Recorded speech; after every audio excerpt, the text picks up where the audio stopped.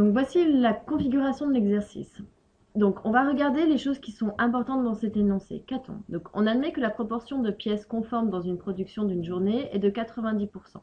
On prélève au hasard un lot de 50 pièces dans la production pour vérification de l'épaisseur. La production est suffisamment importante pour que l'on puisse assimiler ce prélèvement à un tirage avec remise. On désigne Y, la variable aléatoire prenant pour valeur le nombre de pièces non conformes dans ce lot. Et donc on va essayer dans un premier temps de déterminer la loi de probabilité de cette variable y, et puis ensuite on précisera ses paramètres et on verra qu'est-ce que ça veut dire. Donc cette loi variable y, elle fait quoi? Donc elle mesure le nombre de pièces qui sont non conformes. Ça veut dire que pour y, il y a deux issues possibles.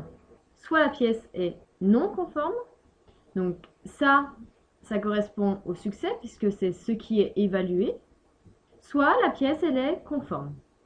Donc ça, c'est l'événement contraire, donc c'est ce qui correspondra à l'échec.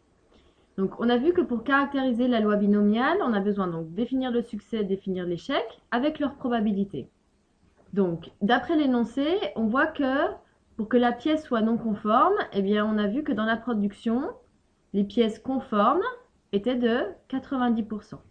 Ça veut dire qu'ici, le conforme, ce sera la probabilité de l'échec, donc ce sera Q égale 0,9. Donc, ce qui sous-entend que être non conforme, ce sera P qui vaudra 0,1. Donc, ensuite, donc ça, on a notre premier élément, les issues, deux possibilités, deux probabilités. Ensuite, on a vu qu'il fallait une histoire de répétition.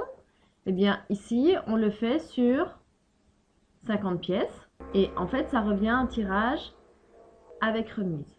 Donc ici, on voit, je prends une pièce, je la remets, je prends une pièce, je la remets, une pièce, je la remets, ça 50 fois. Donc je suis bien dans une répétition. Donc je répète, ça c'est dû au fait que dans l'énoncé, on nous parle de tirage avec remise.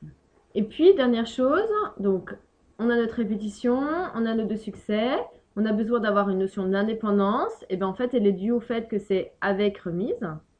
Donc le fait de remettre la pièce, le tirage suivant ne dépendra pas du précédent. Donc ici, il y a bien indépendance, parce que donc c'est un tirage avec remise. Donc on a toute notre configuration, deux issues possibles, répétition, indépendance.